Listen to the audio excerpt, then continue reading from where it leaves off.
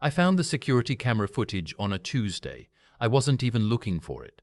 I'd set up the system 2 years earlier after someone broke into our neighbor's truck, one of those basic 4-camera setups from Costco, the kind that records to a hard drive in the garage. I checked it maybe twice a year, usually after a storm, to make sure the motion sensors hadn't gone haywire. I hadn't thought about it in months. That Tuesday, I was looking for a wrench. I was in the garage, digging through the shelf above the workbench, when I accidentally knocked the hard drive monitor off its mount. The screen flickered on. I reached to turn it off and froze. The timestamp said 11:47 a.m. 2 Fridays ago. I recognized my own living room. I recognized my wife. I recognized the man she was with. He was my son-in-law, my daughter's husband of 4 years, a man who called me sir every time he saw me and shook my hand at every holiday dinner like he was trying to prove something. I stood there in my garage for a long time. I didn't move. I didn't make a sound. I just watched the screen until it went dark on its own. My name is Edward. I'm 61 years old. I spent 32 years working for a regional insurance company in Columbus, Ohio, started in claims processing, worked my way up to regional director, took early retirement at 59 when they offered a package I couldn't refuse. My wife, Renee, had been a dental hygienist until our younger daughter was born. After that, she stayed home, went back part-time when the girls were in high school, quit again when her mother got sick. We'd been married 34 years. I want to say that right at the front, because the number matters to me. 34 years. That's not a starter marriage. That's not something you stumble into and stumble back out of. That's a life. That's every Christmas morning and every car ride and every argument about the thermostat and every Sunday when you're sitting across from someone at the kitchen table reading different sections of the same newspaper and you think, quietly, without drama, this is enough. This is mine. We had 2 daughters. Our older one, Melissa, lives in Phoenix. Married, 2 kids, calls every Sunday. Our younger one, Jenna, she's the one who married him. His name was Craig Whitfield. 34 years old, mortgage broker, coached youth soccer on weekends. He and Jenna had been together since she was 26. They got married on a Saturday in September at a vineyard outside of Granville. I danced with my daughter to a song she'd loved since she was 12. I cried. I shook Craig's hand at the end of the night and told him to take care of her. He looked me in the eye and said he would. I believed him. I didn't say anything for 3 days. That's the part people don't understand when something like this happens. They think you'd react instantly, that you'd storm inside and start breaking things or start screaming or call a lawyer that same afternoon. But that's not how it works. Or at least that's not how it worked for me. What happened was, I went very quiet. I finished looking for the wrench. I fixed the gutter bracket I'd originally come out to fix. I went inside, made a sandwich, sat at the kitchen table. Renee was upstairs. I could hear her on the phone. That night she made pasta. We ate together. She told me about something she'd seen on the news. I nodded in the right places. I washed the dishes. I went to bed and I did not sleep. I kept thinking about the Friday in question. I'd been at a doctor's appointment that morning, annual physical, the kind you keep because you're 61 and your doctor gives you that look if you reschedule. I'd told Renee where I was going. She'd said she might run some errands. I was gone from about 9 to noon, 3 hours. That's what she'd needed. 3 hours and a Friday when she knew I'd be out of the house. The thing that got me, lying there in the dark, wasn't even the betrayal itself. It was the logistics of it. The planning. The fact that she looked at her calendar and thought, Friday works. On the second day, I backed up the footage. I copied it onto a thumb drive, then copied that onto a second thumb drive, and put them in 2 different places, one in my car, one in my old briefcase in the back of the closet. This was the part the comments on videos like mine always ask about. Why didn't he have proof? He should have recorded everything. I had proof. I made sure I had proof before I did anything else, because 32 years in insurance had taught me one thing above everything else: document first, decide later. I also want to say, and I mean this, that I never considered anything dangerous. I never thought about anything physical. What I thought about was leverage. What I thought about was fairness.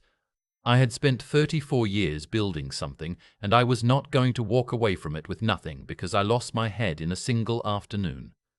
On the third day, I called a lawyer. Her name was Patricia. No, I'm kidding. Her name was Doctor. Actually, she wasn't a doctor. She was an attorney. Her name was Suzanne. Suzanne Holt. A friend from my running club had used her in his divorce 3 years earlier and said she was the kind of woman who made opposing counsel nervous just by walking into the room. She had an office downtown with a very uncomfortable couch and a view of the Scioto River.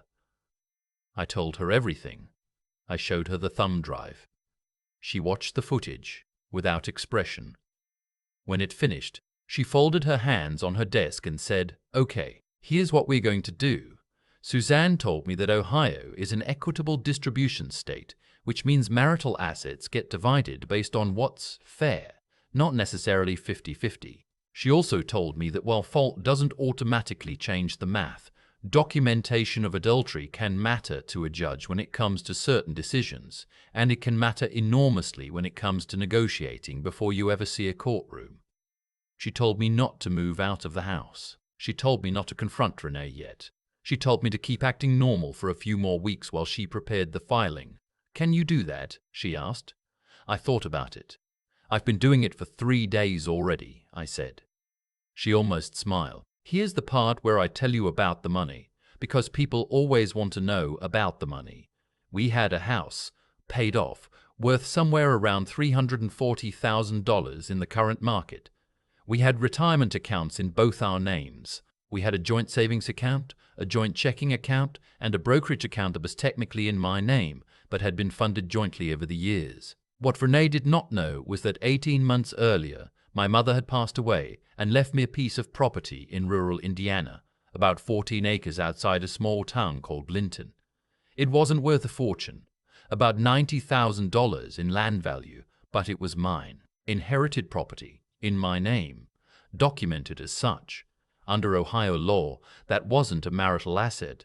Suzanne confirmed it immediately. What Renee also didn't know was that I'd been quietly paying down the mortgage on a small rental property we owned together. A 2-bedroom house about 20 minutes away that we'd bought in 2019 as an investment. It was almost paid off.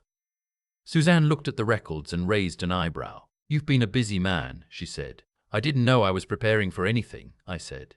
"I just don't like debt." She made a note and moved on. 4 weeks into my silence, something changed. Jenna called me on a Wednesday afternoon. She wanted to know if I could come over for dinner that weekend. "Just me," she said. She wanted to talk. She sounded off, a little flat. I said yes. I drove over on Saturday. Craig wasn't there. Jenna made chili, and we sat at her kitchen table, and she told me that things with Craig had been difficult lately. She didn't know exactly what was wrong. He seemed distracted, distant. She'd asked him about it, and he'd shut down. She looked at me the way she used to look at me when she was 8 years old, and something had gone wrong at school, and she didn't quite have the words for it yet. I sat there, and I thought about what I knew, about what she didn't know, about what she didn't know, about what she didn't know. I want to be honest here. I almost told her that night. The words were right there. But I stopped myself, not because I was protecting Renee, and not because I was protecting Craig. I stopped myself because Suzanne had been very clear, nothing until the papers were ready, and also because part of me needed to know something first. Was Jenna involved? Did she know?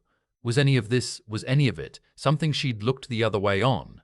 I didn't think so. I didn't want to think so. But I needed to be sure. I drove home that night and called Melissa in Phoenix. I told her I needed to talk to her about something serious, and asked if she could fly in next weekend. She didn't ask questions. She just said, "I'll get the tickets tomorrow." Melissa flew in on a Friday. I picked her up from the airport and drove her straight to Suzanne's office, where I'd arranged for Suzanne to be present so that Melissa would hear everything in a controlled setting with a professional in the room. Melissa watched the footage. Her face went through about 6 different things in 90 seconds. When it was over, she sat very still. "Does Jenna know?" she asked. That was her first question. Not about Renee. Not about me. About her sister. I don't think so, I said, but I'm not certain. Melissa pressed her lips together and nodded once, the way she does when she's made a decision. I'll find out, she said. She called Jenna that afternoon from my guest room, keeping it casual, asking about Craig, about their relationship, about whether anything strange had been happening. She's always been better at that kind of conversation than I am, more intuitive, better at listening for what isn't being said. She came downstairs an hour later. She has no idea, she said. She's been trying to figure out what's wrong with her marriage for months. She thought it was stress from his job. I felt something release in my chest that I hadn't realized I'd been holding. The papers were filed on a Monday morning. I came home that afternoon and Renee was in the kitchen. I set my keys on the counter and I handed her the envelope. She looked at it. She looked at me. Edward, she said. That was all. Just my name. You have a copy, I said. Your attorney will be in contact with mine. She started to say something and I walked out of the kitchen. I want to tell you that I felt triumphant. I want to tell you that I felt righteous and strong and like I'd finally taken something back. The truth is, I felt tired. Just very, very tired. The kind of tired that lives in your bones. She called Craig. I know this because Melissa, who had stayed for the week, heard Renee on the phone in the guest bathroom, which apparently Renee thought had more privacy than the rest of the house. She did not know her daughter was 2 rooms away. Craig came over that evening. They were in the living room together when I came downstairs. He looked at me and I could see the exact moment when he understood that I knew. He opened his mouth. Don't, I said. Very quietly. Just that one word. He closed his mouth. I looked at him for a long moment. This man who had called me sir. This man who had shaken my hand. I thought about saying something. I had thought about it, actually. I'd had weeks to think about it. I'd rehearsed whole speeches. In the end, I just said, "You should go." He went. That night, Jenna called me. She'd gotten a call from Renee earlier. Renee had told her the marriage was ending, that Edward had decided he wanted a divorce, as though it had been a spontaneous personal choice I'd made in an idle moment, like switching brands of coffee. Jenna was crying. She wanted to know what happened. She said she couldn't believe her father would do this, that she'd always thought we were the solid marriage in the family, the one that would make it. I asked her to come over. She came. We sat at the kitchen table. Melissa was there too. I showed Jenna the footage. I'm not going to describe what happened in detail because it belongs to her and not to this story. What I will say is that it was one of the hardest hours of my life, and also, in some way I can't fully explain, one of the most important. Watching my daughter process something that changed her entire understanding of her life, her husband, her mother, her own marriage, was not something I was prepared for and could not have been prepared for. When it was over, she sat there for a long time without saying anything. Then she looked at me and said, "I'm so sorry, Dad." I told her she had nothing to be sorry for. "I thought it was me," she said. "I thought something was wrong with me, with our marriage. There is something wrong with me, with our marriage." "There is something wrong with your marriage," Melissa said gently, "but it is not you." Here's what happened with Craig. Jenna filed for divorce 6 weeks after I did. She retained her own attorney, a woman in Worthington who had been recommended by a friend from her yoga class. The proceedings were separate from mine but ran in parallel, which made for an unusual few months. Craig, it turned out, had been doing rather well financially. Mortgage brokers in Columbus had a good few years before the rate environment shifted, but he'd also been spending rather freely on things that, once Jenna's lawyer started asking questions, he'd prefer not to have examined too closely. I'll leave it there. What I will say is that Jenna walked out of her marriage with the equity in their house, full ownership of a car that had technically been a joint purchase but which Craig had agreed to sign over as part of a negotiation I was not privy to, and her self-respect intact. She moved into an apartment in the short north. She started running. She called me every few days. My divorce took 11 months. Renee hired an attorney who spent the first 3 months trying to argue that the security camera footage shouldn't be considered, then spent the next 3 months suggesting that what had happened was a single incident of poor judgment that should be weighed against 3 decades of contribution to the marriage. Suzanne was very calm throughout all of this. She is the kind of person who becomes more still the more chaotic things get. I found this extremely comforting. The final settlement, Renee received half the equity in the family home, which we sold in the spring for $355,000. She received half of the joint retirement accounts. She received the joint savings. What she did not receive was any portion of my inherited Indiana property, which Suzanne had structured carefully from the beginning. What she did not receive was the rental house, which by the time we settled had been refinanced in a manner that, again, Suzanne handled this, resulted in my retaining primary ownership. What she did not receive was any ongoing spousal support, largely because Ohio courts are not required to award it, and Suzanne made certain arguments about timeline and conduct that I will not summarize here. Renee moved to Cincinnati, where her sister lives. I don't know anything beyond that. Craig, to my knowledge, moved out of Jenna's house and rented an apartment somewhere in Dublin. I have not seen him since the night I told him to leave. Here's what I want to say about the year that followed, because this is the part people don't usually tell. Divorce at 61 is a strange thing. You're not young enough for it to feel like a fresh start in that giddy, possibility-soaked way.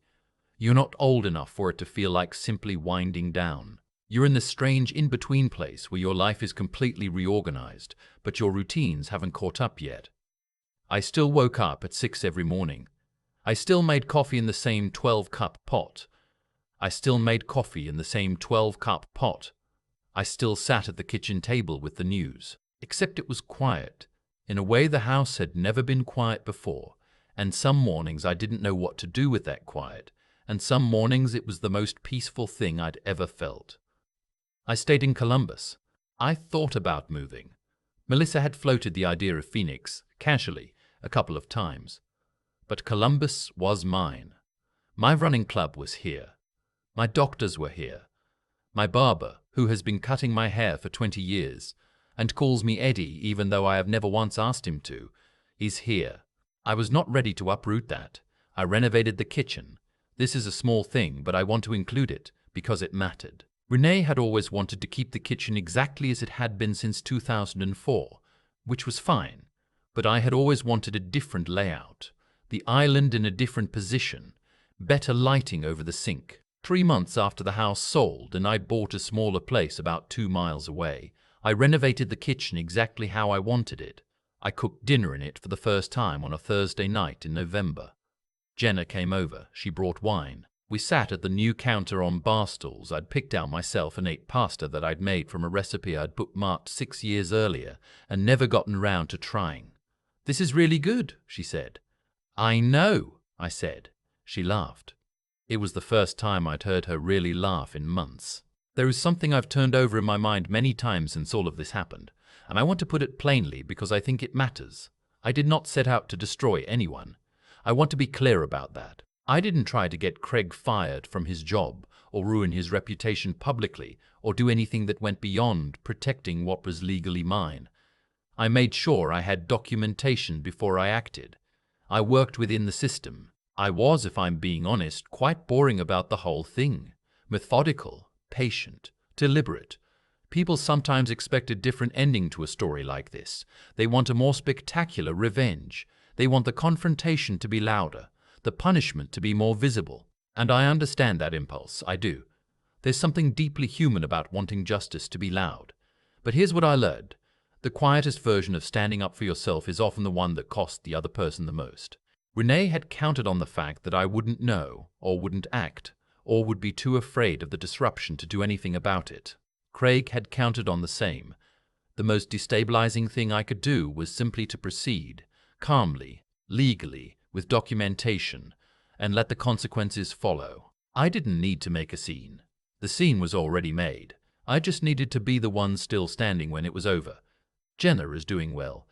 She adopted a dog in the spring, a golden retriever mix she named after a character in a book she was reading at the time. The dog is enormous and badly behaved, and she loves him completely. She's been promoted at her company, which does something with supply chain logistics that I only partially understand despite her explaining it to me twice. She started seeing someone. She hasn't introduced us yet, which I think means she's being careful, which I think is the right instinct. She calls me most Sundays now, sometimes for an hour. We talk about everything and nothing. She'll ask about the rental property, or what I've been cooking, or whether I've seen some show she thinks I'd like.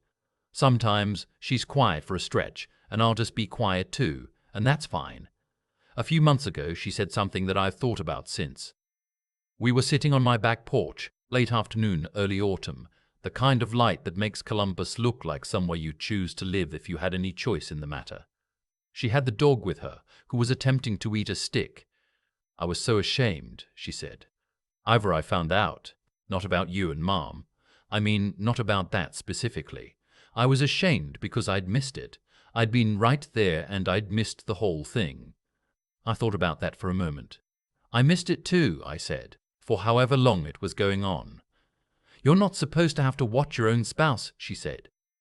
No, I said. You're not. We sat there for a while. The dog gave up on the stick and fell asleep in the grass. I think that's the thing that's hardest to explain to people, she said eventually. That it's not the anger that stays with you. It's the feeling of having trusted someone completely and just been wrong. She was right. That is the hardest thing to explain. But here's the other thing, and this is what I want to say at the end of this, because I think it's the most honest thing I can offer. Trust isn't naive. Being wrong about someone isn't weakness. I trusted my wife for 34 years, and I was not wrong to trust her. I was wrong about her, which is a different thing entirely. The capacity to trust, to build a life with someone, to believe in the basic decency of the person sleeping next to you, that's not the thing that needs to change. That's not the lesson. The lesson is simpler than that. It's just this. Know what you've built. Know what you're worth. Know the difference between letting something go and giving something away. And when the time comes, document everything first. I'm writing this from my kitchen. The light over the sink is exactly where I wanted it. There's coffee on, and the news is quiet in the background, and in about 40 minutes Jenna is dropping off the dog while she goes to a birthday party, which means I'm going to spend my Saturday afternoon watching a 70-pound golden retriever try to fit onto my couch. This is my life. It took me 61 years and a security camera I forgot I had to find it. It turns out it was worth finding. I thought a lot about what Craig and Renee were counting on, not in a bitter way. I'm past bitter, if I'm honest, but in a practical, clear-eyed way, the way I used to think through claims at work. What assumption did they make that turned out to be wrong? They assumed I wouldn't look, that's the thing. They didn't plan around getting caught. They planned around the idea that I was the kind of man who wouldn't check, who wouldn't notice, who'd sit across the dinner table every night and not see what was right in front of him. And maybe they weren't entirely wrong about who I used to be. I'd spent 34 years being trusting by default. It was a feature, not a flaw. Except at some point in someone else's calculation, it became a vulnerability. That's the part I keep returning to. Not the betrayal itself, but the version of me they'd constructed in their heads. Passive, incurious, too settled to rock anything. The man who would rather absorb a quiet indignity than blow up his own life. What they missed is that there's a difference between being peaceful and being a pushover. I was never going to flip a table. That's not who I am. But I was also, it turned out, not going to simply absorb it and move on. What I was going to do was think, document, act carefully, and act completely. Jenna told me once, a few months after everything settled, that she'd always thought of me as the calm one in the family. She meant it as a compliment. I took it as one. But I think what she understood later, what I understood later too, is that calm isn't the same as passive. Calm is what lets you think straight when everything around you is designed to make you panic.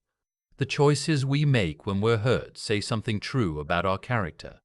Not just the big choices, whether to file, whether to fight, but the small ones, whether to back up the footage before you do anything else, whether to call a lawyer before you say a word, whether to sit across from your daughter and wait until you're sure she's not complicit before you show her the truth. Those small choices are where your actual values live. The speeches you rehearse in your head at 2 a.m. don't matter. What matters is what you do when the moment comes and you're tired and angry and you have to decide anyway. I got some of it right and some of it I'd do differently. I'd tell Jenna sooner. I'd sleep better in those first 3 weeks if I trusted her more. That's on me. But here's what I know. The life I have now, the kitchen I designed, the Sunday calls, the oversized dog asleep in my yard, none of it exists if I let someone else's betrayal become the final word on who I am. That's the choice that doesn't get talked about enough. Not the revenge, not the settlement, not the courtroom. The choice to keep going. To not let someone else's worst decision define the ceiling of your own life. Craig and Renee made choices. Those choices had consequences. Not because the universe has a ledger, I don't believe that, but because actions move through the world and land somewhere. They always do. What you do with other people's trust, with other people's time, with the quiet faith that someone places in you when they build a life beside you, that goes somewhere. It shapes what you become. And eventually, you have to live inside what you've become. I'm 61 years old. I'm sitting in a kitchen I built the way I always wanted it. My daughter calls on Sundays. That's where my choice has landed. I'll take it.